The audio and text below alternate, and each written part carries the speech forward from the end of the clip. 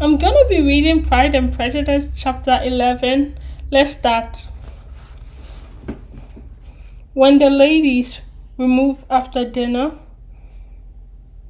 Elizabeth ran up to her sister and, seeing her well guarded from cold, attended her into the drawing room, where she was welcomed by her two friends with many professions of pleasure, and Elizabeth had never seen them so agreeable as they were during the hour which passed before the gentlemen appeared. Their powers of conversation were considerable. They could describe an entertainment with accuracy, relate an anecdote with humor, and laugh at their acquaintance with spirit. But when the gentlemen entered, Jane was no longer the first object. Miss Bentley's eyes were instantly turned in towards Darcy, and she had something to say to him before he had advanced many steps. He addressed himself directly to Miss Bennet when, with a polite congratulation. Miss Hurt also made her a slight bow and said he was very glad. By the diffuseness and warmth remained for Bentley's salutation. He was full of joy and attention. The first half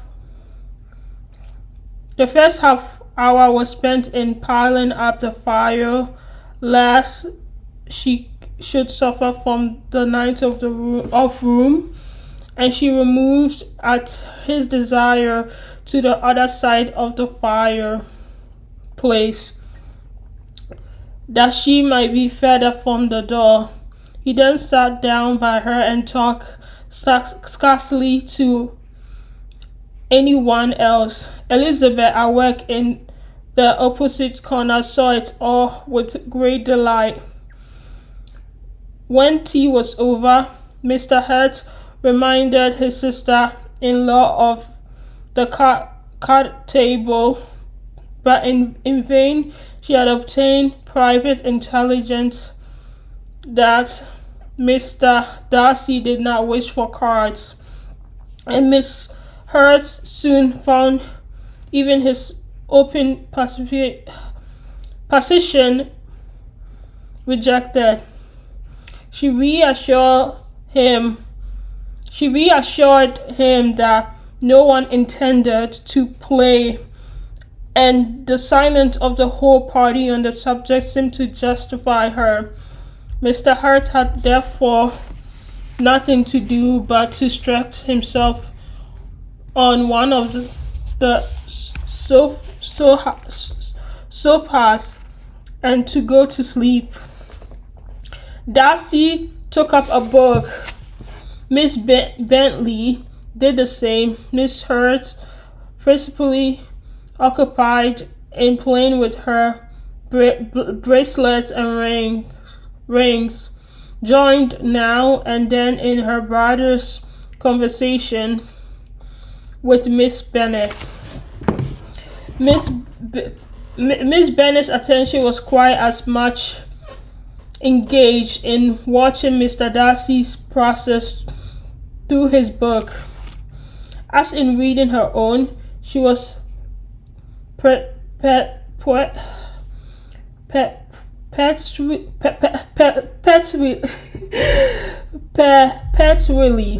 either making some inquiry or looking at his page.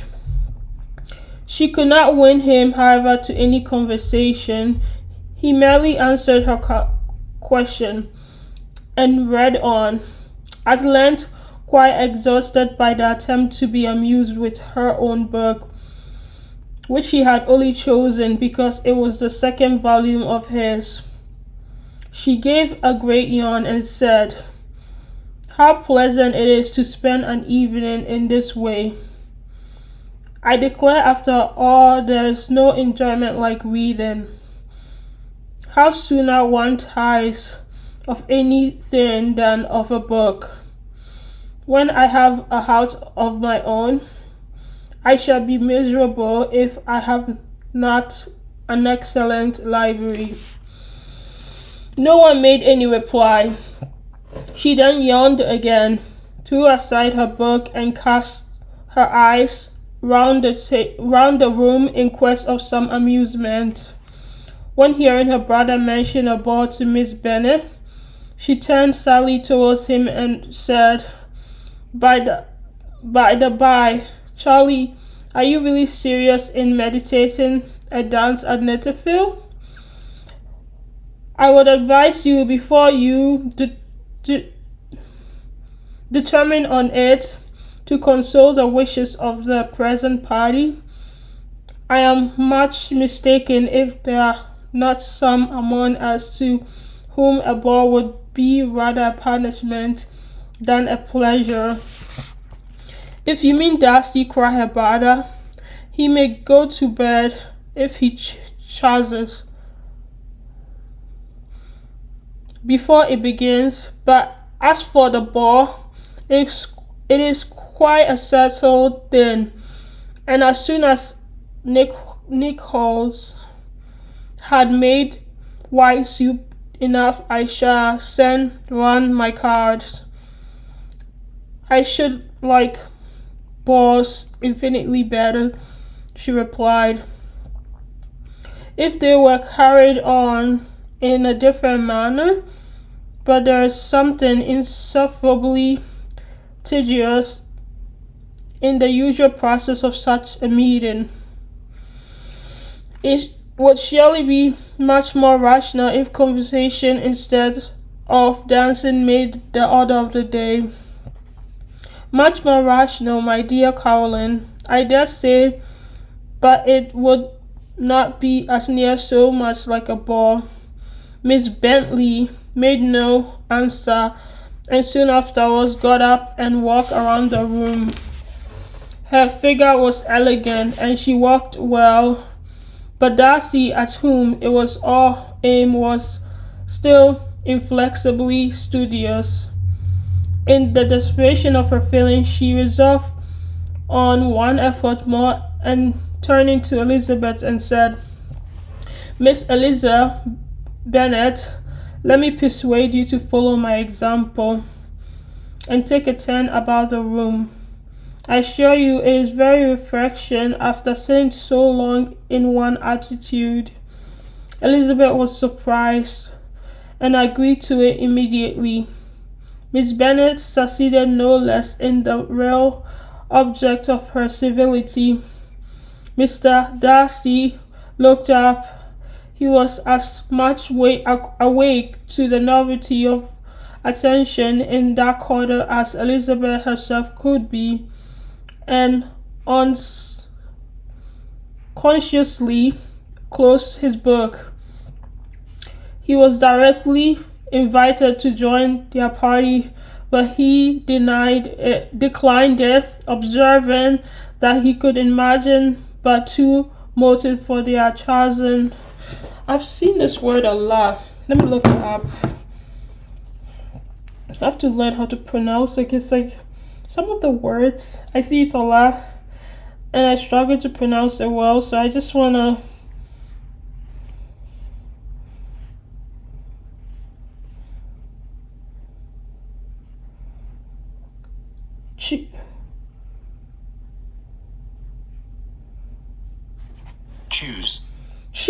choosing. Oh, it's choosing. Oh, okay.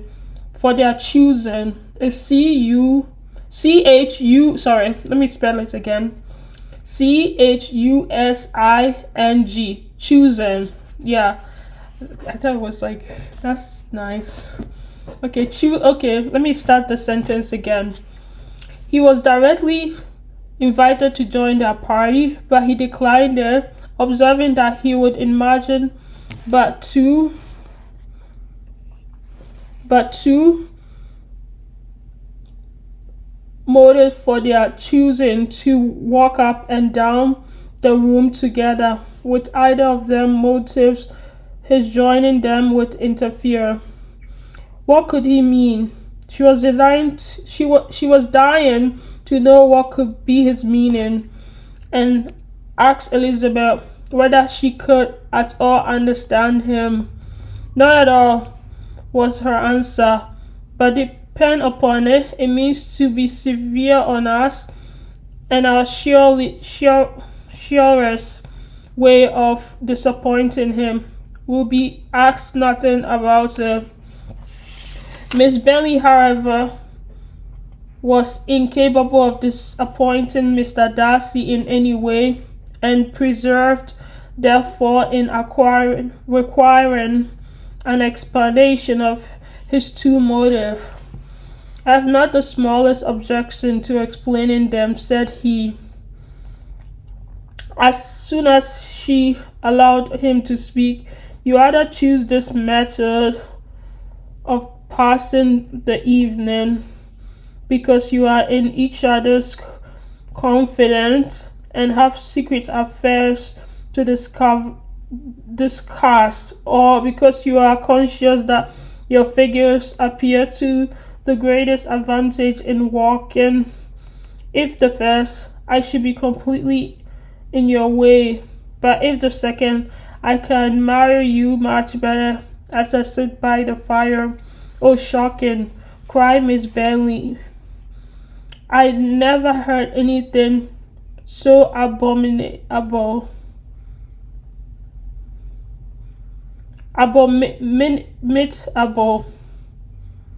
How shall we punish him for such a speech? Nothing so easy. If we have but the inclination, said Elizabeth, we can all pledge and punish one another, tease him, laugh at him, intimate as you are.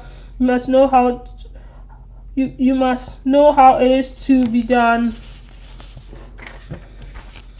But upon my honor, I do not. I do assure you that my intimacy has not yet taught me that. Tease calmness of temper and presence of mind. No, I feel he may defy us there.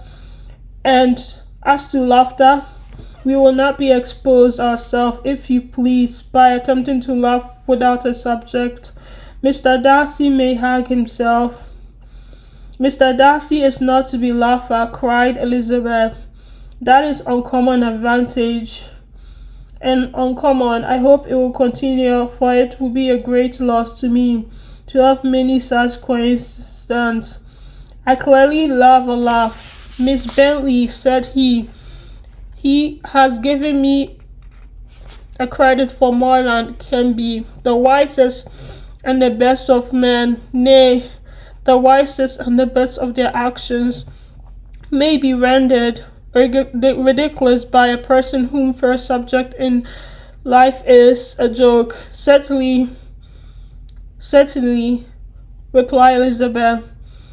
There are such people, but I hope I'm not one of them. I hope I never really declare what is wise or good.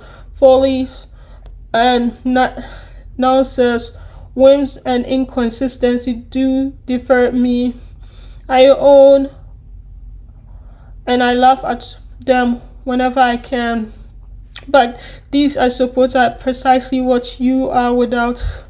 Perhaps that is not possible for anyone, but it has been the study of my life to avoid those weaknesses which often expose a strong understanding to ridicule, such vanity and pride. Yeah, vanity is a weakness indeed, but pride, where there is a real superiority of mind, pride would always, under good regulation. Elizabeth turned away to hide a smile. Your examination of Mr. Darcy is over, I presume, said Miss Bennet. And pray, what is the result? I perfectly convinced by it that Mr. Darcy had no defect. He owes it to himself without disguise. No, replied Darcy. No, said Darcy. I have made no such pretension. I have a fault enough, and they are not, I hope, of an understanding. My temper I dare not to vouch for.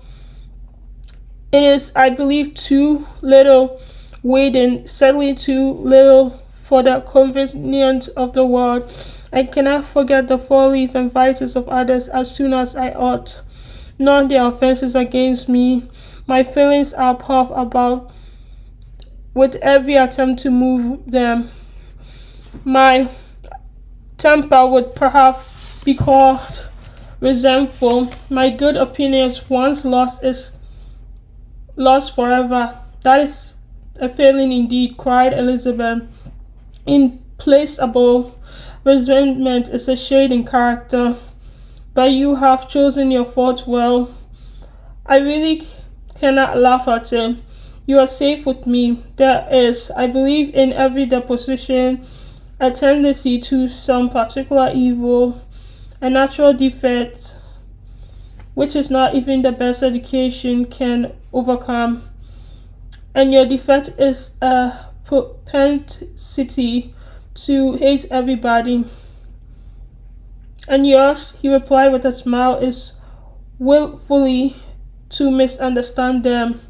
Do let us have a little music, cried Miss Bentley, tired of a conversation in which she had no share.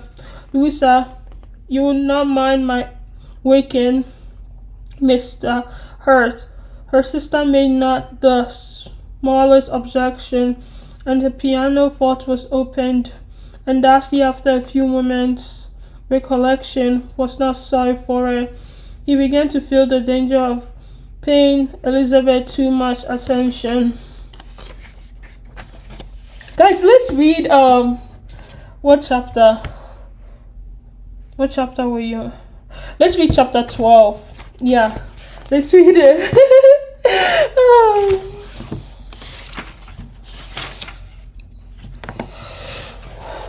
Chapter 12. Yeah.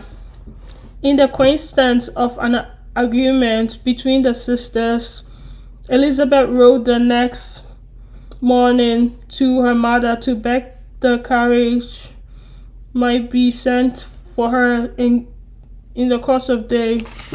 And Miss Bennet, who had calculated on her daughters remaining at Netherfield till the following Tuesday, which would exactly finish Jane's week, could not bring herself to receive them with pleasure before. Her answer, therefore, was not propitious, at least not to Elizabeth's wishes, for she was impatient to get home. Mrs. Bennet said them words that they could not possibly have the courage before Tuesday, and in her postscript it was added that Mr. Bentley and his sister pressed them to stay longer. She could spare them very well against staying longer. However, Elizabeth was possibly resolved, nor did she expect it to be asked, and fearfully on contrary, as being considered as intruding themselves needlessly long, she urged Jane to board Mr. Bentley's carriage immediately. And I learned it was settled that their original design of leaving Netherfield that morning would be mentioned, and the request made. The communication excited many professions of concern, and enough was said, wishing them to stay at least till the following day to work on Jane, and till the morrow.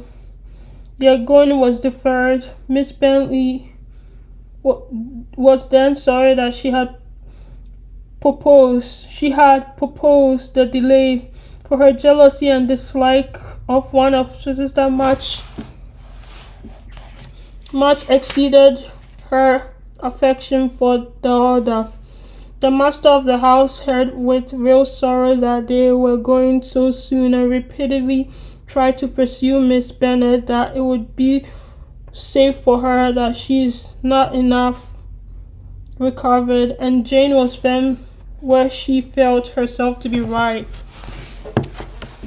To Mr. Darcy, it was welcome, intelligent. Elizabeth had been at Netherfield long enough.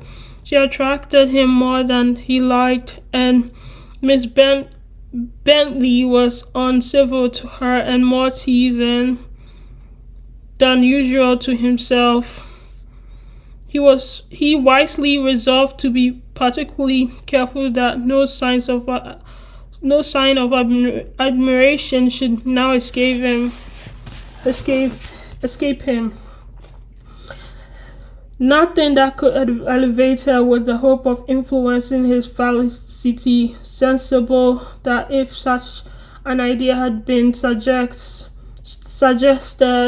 his behavior during the last day must have material weight in confirming or crashing it. Steady to his purpose, he scarcely spoke in 10 words to her, though the whole of Saturday, and though they were at one time left by themselves for half an hour, he adhered most conscientiously to his book